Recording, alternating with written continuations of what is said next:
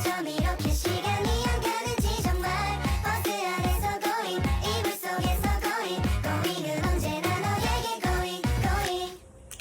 Assalamualaikum warahmatullahi wabarakatuh. Perkenalkan, nama saya Putri Utami, biasa dipanggil Putri, dengan NIM 123100159. Saya dari Prodi PGMI kelas 1E. Ada peribahasa bilang bahwa Anda tidak memiliki kesempatan yang kedua untuk membuat kesan yang pertama. Seringkali kesan yang pertama ini datang dari kata-kata. Inilah hasil resume saya pada kali ini, yaitu tentang penjelasan fikih dan mazhab.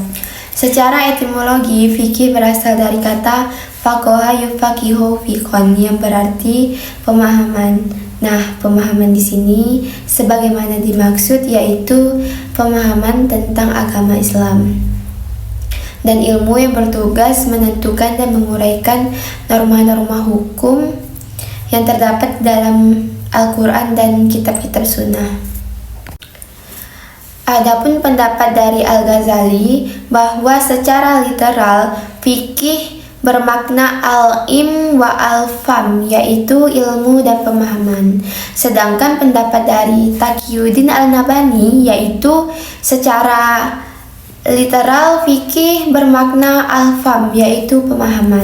Nah, fikih ini dimaknai sebagai pemahaman manusia mengenai praktek-praktek ibadah berdasarkan syariatnya yang disebutkan di dalam Al-Quran dan hadis dan yang dicontohkan oleh Nabi kita yaitu Nabi Muhammad SAW berserta sahabatnya. Di sini fikih menjadi peletak dasar syariat melalui interpretasi atau disebut ijtihad Al-Quran dan Sunnah oleh para ulama dan diimplementasikan menjadi sebuah fatwa ulama. Oleh karena itu, syariat dianggap tidak berubah dan sempurna oleh umat Islam. Sedangkan fikih ini dapat berubah dalam sewaktu-waktunya. Orang yang menguasai ilmu fikih itu disebut faqih atau jamaknya faqaha. Baiklah, kita lanjut ke materi yang kedua, yaitu tentang mazhab. Nah, mazhab ini merupakan salah satu istilah dalam ajaran Islam yang dipahami sebagai aliran dan haluan. Mazhab ini memiliki keterkaitan dengan hukum fikih yang dikemukakan oleh seorang imam mujtahid. Mazhab berasal dari kata yazabu, zahaban, wazuban, wa mazhaban yang memiliki arti telah berjalan, telah berlalu, dan telah mati.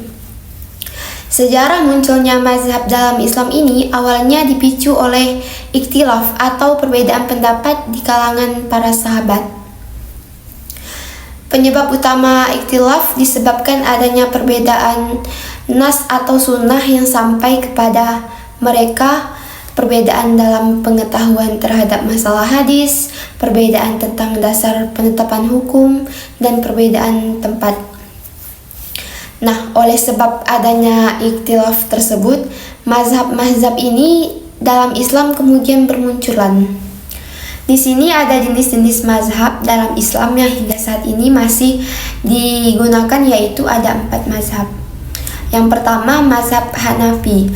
Mazhab Hanafi ini adalah aliran mazhab yang merujuk pada pemikiran atau pendirinya, yaitu Imam Abu Hanifah, yang artinya para pengikut mazhab ini menyandarkan argumentasi mereka kepada pemikiran atau ijtihad yang dilakukan oleh Imam Abu Hanifah.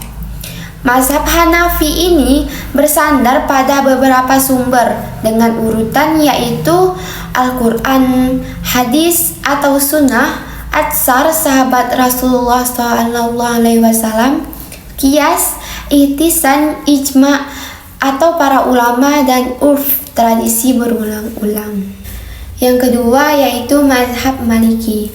Mazhab Maliki ini merupakan aliran mazhab yang dibentuk oleh pemikiran Imam Malik bin Anas dan para penerusnya.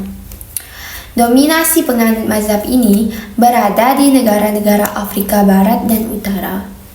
Keunikan mazhab Maliki yaitu penganutnya menyodorkan tata cara hidup penduduk Madinah sebagai sumber hukum yang didasarkan pada fakta bahwa Rasulullah SAW hijrah, hidup, dan meninggal di Madinah.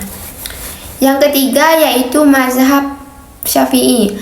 Mazhab Syafi'i ini adalah mazhab fiqh yang dicetus oleh Muhammad bin Asy-Syafi'i atau Imam Syafi'i. Mazhab ini memiliki pengikut terbesar kedua setelah mazhab Hanafi di seluruh dunia. Sumber penetapan hukum mazhab Syafi'i ini didasarkan oleh Al-Quran, Sunnah, Ijma, dan Qiyas. Yang keempat yaitu mazhab Hambali.